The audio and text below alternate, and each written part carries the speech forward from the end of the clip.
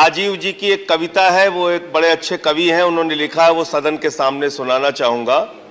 खाओ डिजिटल, गाओ डिजिटल, देश का बैंड बजाओ डिजिटल, रुपया डिजिटल, बैंक भी डिजिटल और सेना का टैंक भी डिजिटल।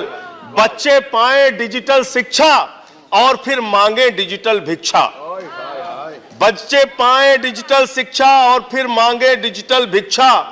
डिजिटल डॉक्टर, डिजिटल गोली, डिजिटल ईद और डिजिटल होली, डिजिटल सड़क पर डिजिटल कार, डिजिटल संसद और सरकार, डिजिटल खेत में करो किसानी, डिजिटल खाद और डिजिटल पानी, डिजिटल दूध और डिजिटल गाय, डिजिटल चीनी, डिजिटल चाय, भर के खाओ डिजिटल रोटी और फिर कर दो डिजिटल पोटी।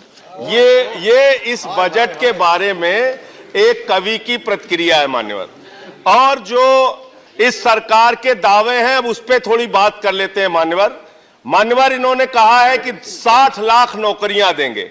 मैं पूछना चाहता हूं, आपने तो स्वयं स्वीकार कर लिया, पहले तो आप 2-2 करोड़ करके लोगों को मूर्ख बनाते रहे और अब आप खुद स्वीकार कर रहे हैं कि 2 करोड़ आपके बस की नहीं है। अब आप 60 लाख नौकरियां देने की बात कह रहे हैं। और आप नौकरियां कैसे दे रहे हैं नौजवानों को मान्यवर?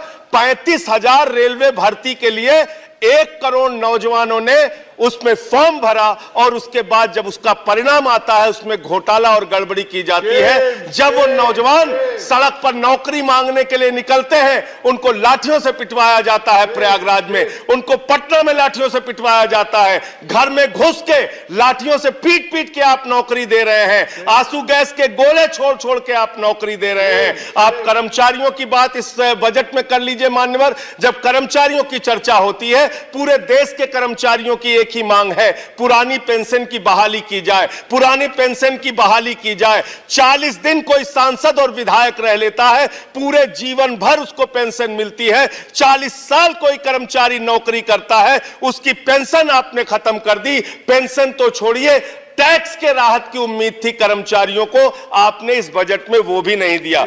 इसके साथ साथ मान्यवर आपने इस बजट में किया क्या है? 22 तक सबको घर देने की आपकी योजना थी, वो 22 तक घर देने की योजना भी पूरी तरीके से जमीन पर उतर के नहीं आई, वो भी फेल साबित हुई।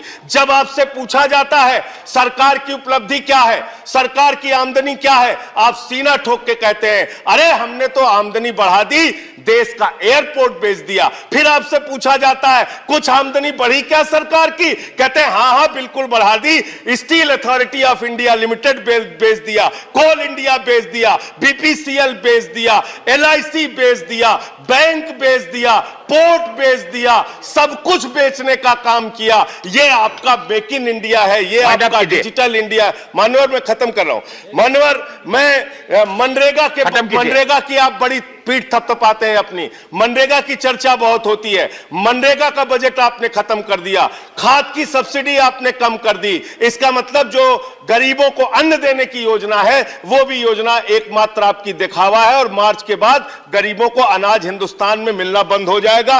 अंत में आपके माध्यम से एक ही सरकार से अनुरोध करना चाहूंगा कि अपना ध्यान देश की तरक्की पर लगाइए, देश को आगे बढ़ाने पर लगाइए।